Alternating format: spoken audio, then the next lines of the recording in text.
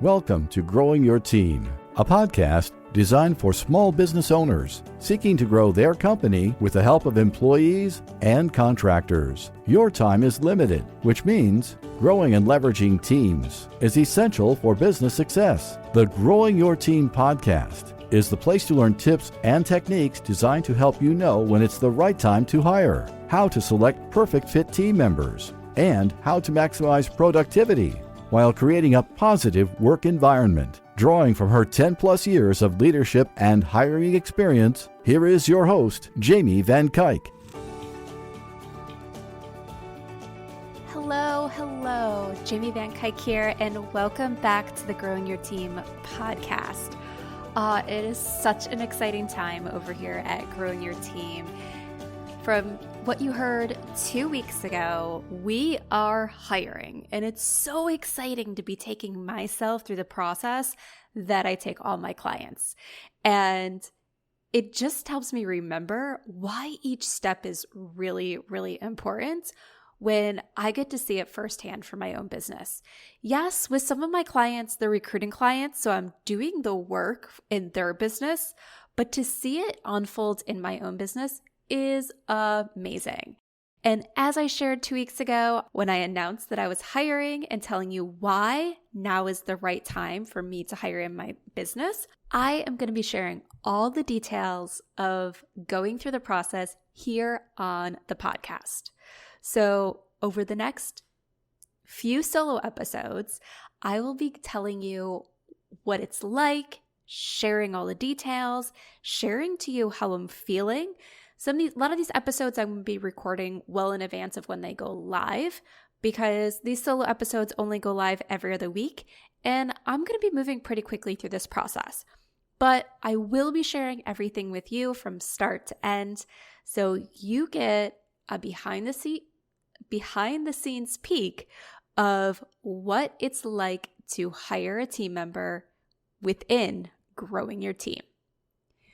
All right, so today, I want to discuss how I went about deciding what this position should look like. But first, I want to address a question that I quite often get. And that question is, why haven't I hired an employee sooner at Growing Your Team? And I love this question. And because a lot of people ask it because they're like, wait, you help people hire employees and long-term contractors, mostly employees, but you don't have employees yet. And they just look at it, why? Like, why did I not need the help yet in my business? And I just love it because I feel like it's a great teaching moment, and it goes with something that I stand so strongly by when people are growing their businesses. And that one thing is, you don't hire until your business is telling you that it's time to hire. And in my business, it wasn't time to hire until now. Now is the right time.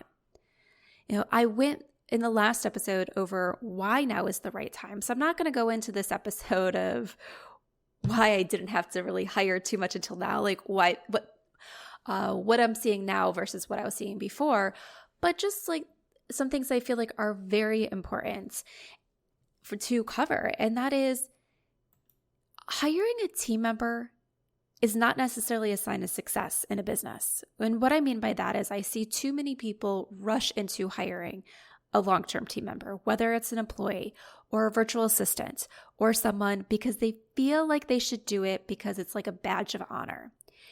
And I don't believe that. I do not believe that hiring is like a badge of honor that you made it. There are a lot of businesses out there that are exactly what that business owner wants and give them a very good income, and they're a business of one. They will always be a business of one. They have no intentions of hiring, and that business is a success. And then on the flip side, I've seen businesses jump into hiring too quickly, and they crash their business as a result because they started adding an expense that they did not need, instead of waiting until they needed an employee, until they needed that expense, until they were at a position where adding that team member could take them to the next level. If you go back and listen to episode 36 with Brandy Miles, we talk a lot about not hiring. Brandy has a whole program out there teaching people how to scale their service-based business without hiring a team. And now, as we do talk about in that episode, even she says there's a point where you eventually have to hire if you want to keep scaling. But many people go and hire too quickly, and she wants to teach people how to do it without a team. And that's exactly where I was. I created this business where I didn't need a team until now. I created what's called a lean business. So I took out a lot of the waste, and I really focused on my clients and what was moving my business forward at the rate I needed to move my business forward. And I became really solid at what I was offering and how I was serving clients and making sure not to add too much just extra noise to the plates, time fillers. I would critically look at things and say, okay, this is not worth my time, and I would remove it from my business. Now, some of those items I said, they're not worth my time right now, but they could potentially be worth the time in the future when I hire a team member. So as I grow my business, there might be things I'll add back in because I have the extra help. And then when it's not just me, I can see how those things, because the additional hands are there, can help move the business forward. So that is why I haven't hired until this time. My business didn't need it. And like I said, hiring a team member is not a badge of honor. It's not a merit badge you achieve in your business to show that you're building a successful business. It is better to hire at the right time than it is to just simply rush into hiring because you think it's the next step that you have to make in your business. So make sure when you're hiring that it's the right time for your business. You don't want to hurt your business because you're hiring too quickly. And you don't want to hurt your business because you put off hiring too long. So now let me tell you about the position that I created for my business. So when I started to get to that point where I said, okay, I can see myself hiring sometime in 2021, I started to look at what would I have this person do? What would this position be made up of? And I just started making a list. And I created a list of two things: projects that I would like to do, but I didn't have time to do them, but things that would make me a little bit more organized in my business. So not just like random things that would be good for how I serve my clients and put things in that little bit better process order that I was surviving without now, but I know as I continue to scale, I couldn't survive without. So projects like that. And then also, as I was going through my client work, figuring out where I needed to spend my time because of my level of expertise and where I could have a more junior team member help me out. So while I would love to grow my business, and my goal is to grow my business where I have a team of hiring strategists helping clients, I know I'm not there ready to jump into that right away. Then I need someone helping me out on the back ends with a few things where I am still doing that main strategy work for the clients and meeting with the clients. And either that person I hire can grow into that hiring strategist role, or not. So I created that list. And then I started looking over that list to say, okay, how do things fit together and how do things not fit together? So an example is something that didn't really fit in there. While I was just creating a list of things I do, some of my marketing tasks are on there. Some of the things that I actually do with this podcast that I haven't outsourced yet. And with those things, I said, you know what? These don't fit really with everything else. Because everything else really involved around kind of like one core part of my business: the actual projects that are being done. So whether that was helping out with a specific client project or helping to complete projects that would help me better serve my clients, but all in that realm of things that go on with that kind of hiring area of expertise. So I said, marketing really doesn't fit in naturally with those tasks.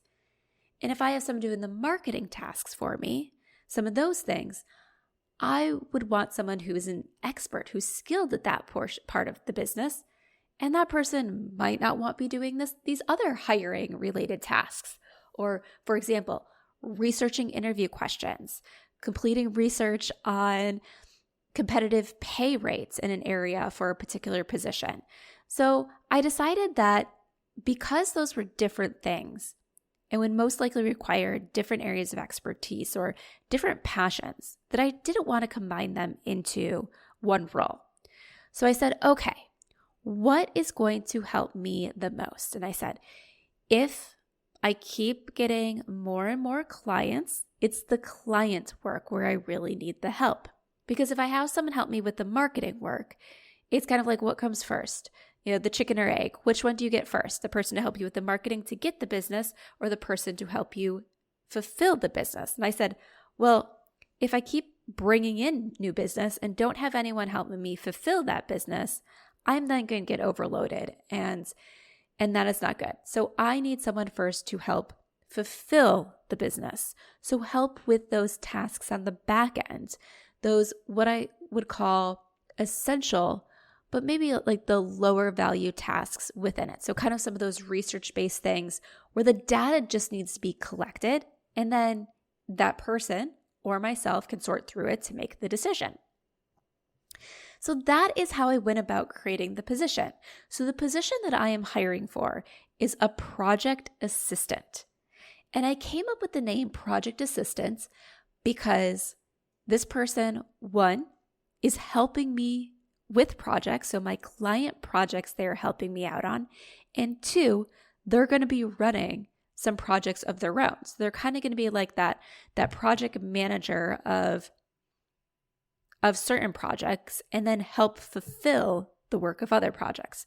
So they're assisting on all these different projects running within the business. And a project assistant, one of the next steps in career paths for that could be a project manager. So if this person is really enjoying all the project level tasks, as my team grows, they can move into a project management role where they're helping to make sure that everything that needs to get done within a project is getting done while other people are executing the particular tasks. So that is how I went about figuring out the position. So after I figured out what is this person going to do, I then took myself through the beginning part of my HIRE framework, which if you've heard me talk about my HIRE framework before, it starts with H, which is the hiring details. So I knew what the person was going to do, but I really needed to figure out who this person was. So if I painted a picture of this perfect candidate in my head, what skill sets would they have? What business qualities would they have and everything? So I could, one, write a job posting that speaks to the right person, and two, identify the right person when I'm having the interviews and conversations. So I took myself through the questions that I take all my clients through. And it was definitely interesting going through this, and it was so much fun to go through and answer these questions about my business and the position and how I see the position impacting my business, and what are my must-have things that this person needs to have? What are the nice-to-have things? What are things that would make me say nope right off the bat to a candidate? What would make me say heck yes? And it was just so much fun, like going through this and organizing all my thoughts and being on that side of the process and making myself really think about who is this perfect candidate. And I was so excited to see it all unfold in front of my eyes, to then be able to take this information and write a job posting. So the job posting is now live. I did what I always do after I take a client through these questions, is I then sort it out into what I call must-have criteria, nice-to-have criteria.